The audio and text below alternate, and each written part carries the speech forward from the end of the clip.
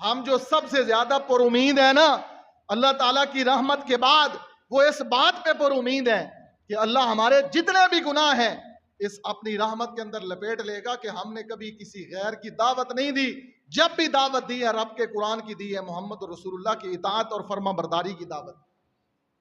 بزرگ ہمارے پاس بھی بڑے ہیں. کسی کے ذہن میں یہ ہو نا خیال کہ تمہارے پاس کوئی ولی نہیں ہے، اللہ کی قسم اتنے بڑے بڑے ولی ہیں. آپ کے اکاڑا کی سرزمین میر محمد کے اندر، آپ کے قصور کے علاقے کے اندر، بھائی پیروں کے علاقے کے اندر حافظ یا عزیز میر محمدی اللہ کے ولی مستجاب الدعوات گزرے ہیں. جاؤ جا کے لوگوں سے پوچھو. مامو کانجر اوڈا والا کے اندر صوفی عبداللہ صاحب مستجاب الدعوات گزرے ہیں. اور تو اور لوگوں، میں آپ کو کیا بتاؤں، ہماری جماعت کے ایک عظیم مبلغ، ایک دائی، جن کو ڈاکٹر نے بے ہوش کرنا چاہا آپریشن کرنے کے لیے، بے ہوش کرنا چاہا آپریشن کرنے کے لیے، دوائی سنگائی، دوائی کلوروفارم، ناک کے قریب لے کے آئے، ناک کے قریب لے کر آئے تو حضرت حافظہ فرمانے لگے کہ کیا کرنے لگے ہو؟ کہاں بے ہوش کرنے لگا ہوں. کہا ٹھہر جاؤ، رک جاؤ، میں نے نبی پاک کی حدیث سنی ہے، جب بھی سونا ہے سورت ملک پڑھ کے سونا ہے. رات کو جب بھی سونا ہے سورت ملک پڑھ کے سونا ہے. آج تک جب سے میں نے نبی پاک کی یہ حدیث سنی ہے، آج تک میں نے حدیث کی مخالفت نہیں کی. میں جب بھی سوتا ہوں سورت ملک پڑھ کے سوتا ہوں. اور تو بے ہوش کرنے لگا، بے ہوشی بھی تو ایک نیند ہے. مجھے سورت ملک پڑھ لے، انہوں نے کہا پڑھ لو. اب ڈاکٹر کو کیا پتا تھا سورت ملک کوئی دم ہے، کوئی منتر ہے، کوئی 1 منٹ لگے گا. اب 30 آیتیں ہیں، آپ صاحب نے پڑھنا شروع کر دیا. اب ڈاکٹر تنگ آ گیا. تو آپ کو پتہ ہے یہ نفیس الطبع لوگ ہوتے ہیں، نازک مزاج لوگ ہوتے ہیں جو ڈاکٹر لوگ ہوتے ہیں. ان کا مزاج بڑا متکبرانہ ہوتا ہے. کوئی چند لمحے صبر کیا اور سوچنے لگا پتہ نہیں مولوی کیڑا منتر پڑھنے لگ گیا، جلدی سے دوائی سنگا دے. آپریشن بھی شروع کر دیا، چیر پھاڑ بھی کر دیا. ڈاکٹر کی گواہی موجود ہے، جب تک سورت ملک ختم نہیں ہوئی حافظ صاحب کی زبان چلتی رہی. ولی ہیں، ہم ادب بھی کرتے ہیں اولیاء کا، لیکن ہم اللہ کے سوا کسی کی پوجا نہیں کرتے. ہم محمد رسول اللہ صلی اللہ علیہ وسلم کے علاوہ کسی کی اطاعت نہیں کرتے.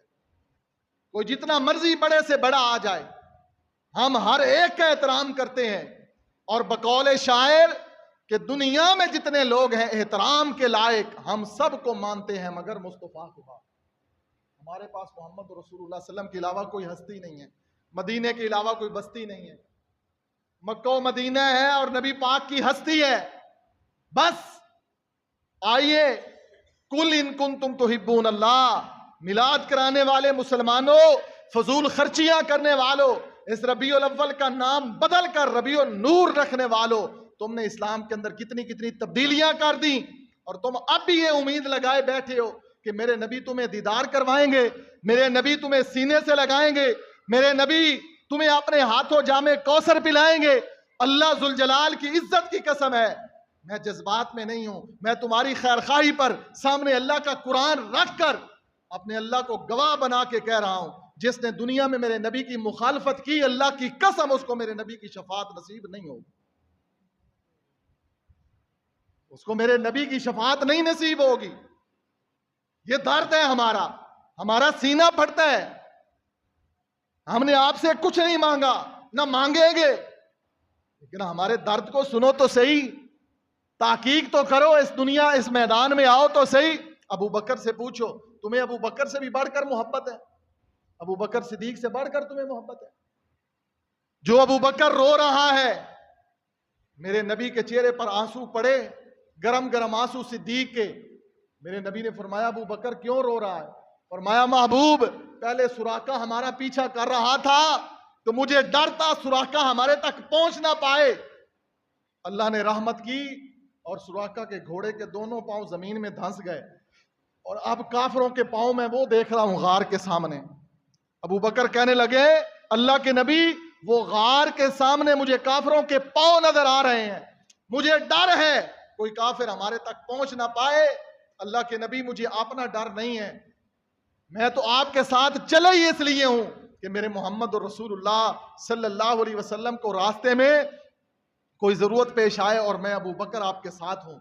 میرے محبوب صلی اللہ علیہ وسلم نے فرمایا لا تحزن، غم نہ کر، لا تحزن، ابو بکر غم نہ کر، ان اللہ معنا، ہم یہاں پر دو نہیں ہیں، ہمارے ساتھ تیسرا اللہ ہے۔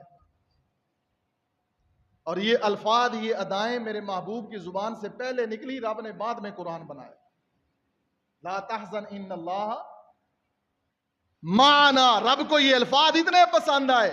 طلحہ بن عبید اللہ، میرے نبی علیہ السلام سواری پہ جا رہے ہیں، پوری رات میرے نبی علیہ السلام کے کبھی دائیں کبھی بائیں۔ طلحہ بن عبید اللہ، سنن ابن ماجہ میں صحیح سند کے ساتھ روایت ہے، جنہوں نے میرے نبی پر جان مال وقت سب کچھ نشاور کیا، جان مال سب کچھ۔ طلحہ بن عبید اللہ، میرے نبی گھوڑے پہ جا رہے ہیں، نبی علیہ السلام کو اونگ آئی، میرے نبی علیہ السلام کی گردن جھک گئی اور میرے نبی علیہ السلام کا وجود تھوڑا سا ڈھلکا۔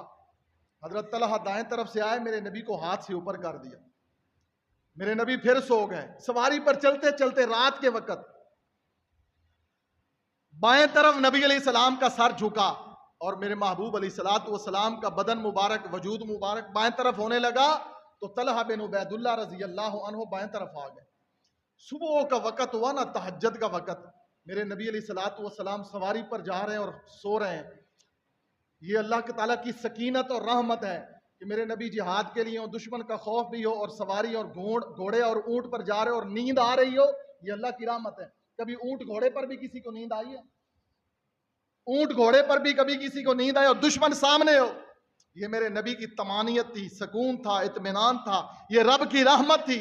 جب فجر کا وقت ہوا تو نبی علیہ السلام کی آنکھ کھلی اور محبوب نے فرمایا طلحہ تم کب سے چل رہے ہو؟ طلحہ نے کہا اللہ کی نبی ساری رات تمہارے ساتھ پیدل چل رہا ہوں، ساری رات میرے نبی کے گھوڑے کے ساتھ پیدل چلتے رہے۔ جو جان سے زیادہ محبت کرنے والے تھے وہ یہ لوگ تھے۔ اور جنگ احد کے اندر 13 صحابہ، پہلی دفعہ نبی علیہ السلام نے فرمایا کون محمد کا پیرا کرے گا؟ حضرت ابو طلحہ اٹھے، محبوب فرمایا تو اپنی جگہ پر ٹکے رہو۔ ایک اور صحابی اٹھا، میں، محبوب نے فرمایا۔ دوسری مرتبہ وہ صحابی شہید ہو گیا، دوسرا آیا، نبی علیہ السلام نے فرمایا اب کون میرا پہرے داری کرے گا؟ ابو طلحہ پھر اٹھ گئے۔ 13 مرتبہ نبی علیہ السلام نے پکارا اور 13 مرتبہ ہی حضرت ابو طلحہ اٹھے اور کہنے لگے اللہ کے نبی مجھے موقع دو نا۔ جب 13 صحابہ شہید ہو گئے تو 14ویں ابو طلحہ آئے، نبی علیہ السلام نے فرمایا تو بھی آج شوق پورا کر لیں۔ 2 یا 3 کمانیں ابو طلحہ نے توڑ دی، اور جو صحابی میرے نبی کے پاس سے گزرتا تھا نا، نبی علیہ السلام فرماتے تھے اور اپنی کمان، اپنے تیر آج میرے طلحہ کو دے دو، اپنے تیر اور اپنی کمانیں آج میرے طلحہ کو دے دو، آج یہ محمد کی پہرے داری کر رہا ہے۔ میرے محمد کے صحابہ نے بتلایا کہ محمد رسول اللہ سے محبت کیسے کرتے، جان بھی نشاور کرنے والے تھے صحابہ، مال بھی لٹانے والے تھے، اور تو اور عورتیں۔ ایک عورت کے ہاتھ میں میرے نبی نے سونے کے کنگن دیکھے، محبوب نے فرمایا زکوٰۃ دیتی ہو؟ نہیں۔ محبوب نے فرمایا تیرے ہاتھ میں آگ کے کنگن ہو، برداشت کرتی ہے؟ نہیں۔ اسی وقت اس عورت نے کنگن اتار کر میرے محمد صلی اللہ علیہ وسلم کے سامنے خرچ کر دیے، صدقہ کر دیا۔ میرے نبی نے عورتوں کو دیکھا راستے میں گزر رہی ہیں، عورتوں کے لیے بھی میں 1-2 باتیں کرتا ہوں۔ میرے محبوب نے دیکھا مردوں اور عورتوں کا اخلاط و تخلیط ہو رہا ہے۔ محبوب نے فرمایا عورتوں تمہارے دوپٹے مردوں کے ساتھ الجھ رہے ہیں، تمہارا حق درمیان میں چلنا نہیں ہے، ایک راستے کے سائڈ پہ چلو۔ اس کے بعد صحابہ کہتے ہیں عورتیں دیواروں کے ساتھ چپک کر چلتی تھی کہ اکثر عورتوں کے آنچل، عورتوں کے دوپٹے دیواروں کے ساتھ الجھ جاتے تھے، لیکن نبی علیہ السلام کا فرمان سننے کے بعد کسی عورت نے درمیان میں راستے میں چلنے کی جرت نہیں کی، ایک راستے کی سائڈ پر چل۔ اور آخری بات، انصار کی عورتیں، ماں عائشہ کہتی ہیں، سید عائشہ ام المومنین رضی اللہ عنہا فرماتی ہیں ہائے انصار کی عورتوں تم غریب تھے، کتنے غریب تھے۔ رات کے وقت پردہ کی آیت نازل ہوئی، رات کے وقت، اس کو کہتے ہیں محبت رسول، اس کو کہتے ہیں اطاعت رسول، اس کو کہتے ہیں جذبہ رسول۔ یہ مسلک اہل حدیث کی دعوت ہے۔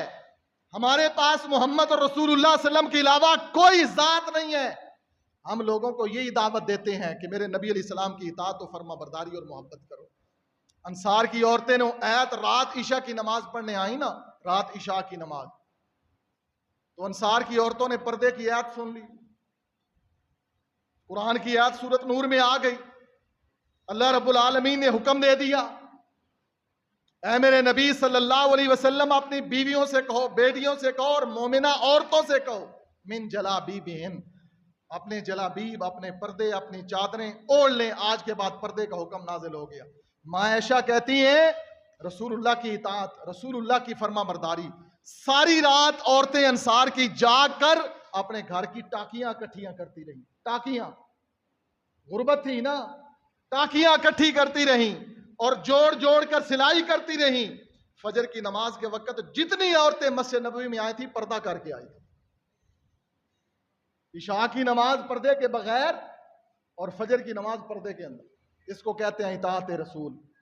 ہم بس اپنا درد رکھ سکتے تھے کہ میرے نبی علیہ الصلوۃ والسلام کا میلاد ہے، میلاد مانا کیا؟ پیدائش ہے، میلاد پر جشن نہیں ہے۔ اگر تم کہو کہ میلاد پر جشن ہے تو پھر میں کہوں گا میرے نبی کی وفات بھی ہے، اور ہمیں اپنے نبی کی وفات پر اتنا غم ہے جتنی پیدائش پر خوشی نہیں ہے۔ اللہ کی قسم، غم خوشیوں پر غالب آتے ہیں۔ ماں فاطمہ رو رہی ہے، مدینے میں اندھیرا ہے، سیدنا انس فرماتے ہیں کہ جس دن نبی مدینے میں آئے ہر چیز روشن ہو گئی، اور جس دن نبی کی وفات ہوئی مدینے میں اندھیرا چھا گیا۔